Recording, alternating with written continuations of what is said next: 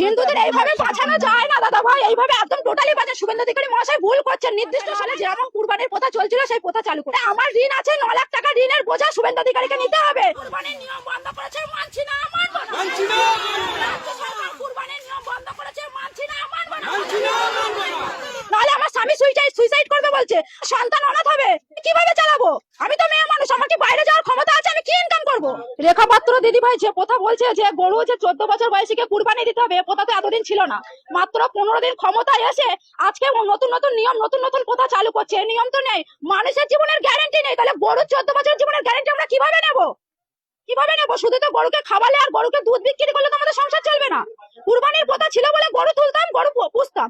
এখন যদি এই নিয়ম চালু হয় তাহলে মুদি আমাদের খাটালে গরু তুলে দিক, তারপরে আমরা সেই গরুকে মুদি খাওয়ানোর পয়সা দেবে, আমাদের দেখাশোনা করার পয়সা দেবে। তাহলে গোমাতাকে সেই 14 বছর বয়স পর্যন্ত আমরা রেখে দিতে পারবো। তার আগে গোমাতা এতদিন এই প্রথা চালু ছিল না, আমরা এই প্রথা রাখতে পারবো না। আমাদের কুরবানির প্রথা চালু করুক, নাহলে আমাদের স্বামীরা সন্তানরা সব অনাথ হয়ে যাবে, সুইসাইড করবে বলছে। এর দায় শুভেন্দু অধিকারী, রেখা পাত্র এদেরকে নিতে হবে, নিতে হবে। সরকার বলছে যে গোমাতাকে বাঁচাচ্ছে।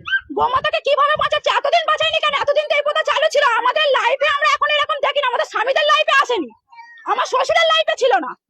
তাহলে এখন এই প্রথা কিভাবে চালু করেছে সরকার? আমাদের নির্দিষ্ট সময় দেওয়া হোক, মানবো। সরকার এসছে, আইন মেনে নেবো, কিন্তু নির্দিষ্ট সময় না দিলে আমরা মানতে পারবো না। হাতে মাত্র 10 দিন সময় আছে, আমরা কিভাবে মানবো?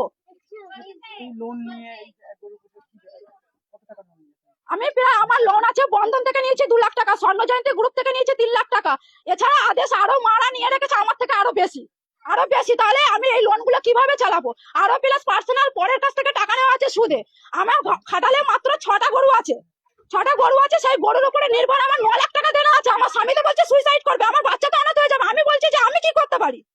আমার মায়েরা, আমার লোনের অফিসার ফোন করে বলছে যে টাকা আমাকে দিতেই হবে, লোনের ডেট চলে আসছে বলে। বলছে ডেট যদি পিছিয়ে যায় তাহলে কিন্তু তোমাদের সিভিল খারাপ হবে, লোন নিতে পারবে না কোথাও।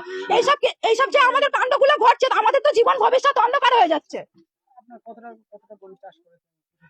আমার 6টা গরু আছে, 2টো ছোট ছোট বাছুর আছে, 8টা গরু এখন আছে। কি চাইছেন আপনারা? আমরা এই কুরবানির প্রথা চালু হোক, কেনা বেচা যেমন চলছিল সেইগুলো নিয়মগুলো বাদ দিয়ে কেনা বেচাটা চালু করে দিক। আমাদের গরুগুলো বেচাকেনা না হলে আমরা সুইসাইড করা ছাড়া আমাদের সরকার বাধ্যতা। বলছে যে হিন্দুদের বাঁচাচ্ছি।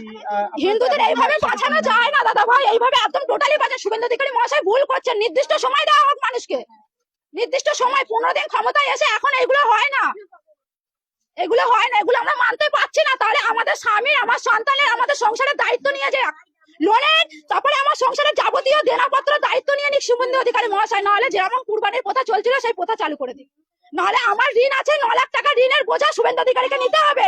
নাহলে আমার স্বামী সুইসাইড করবে বলছে, আমার সন্তান অনাথ হবে, আমি কিভাবে চালাবো? আমি তো মেয়ে মানুষ, আমার কি বাইরে যাওয়ার ক্ষমতা আছে? আমি কি ইনকাম করবো?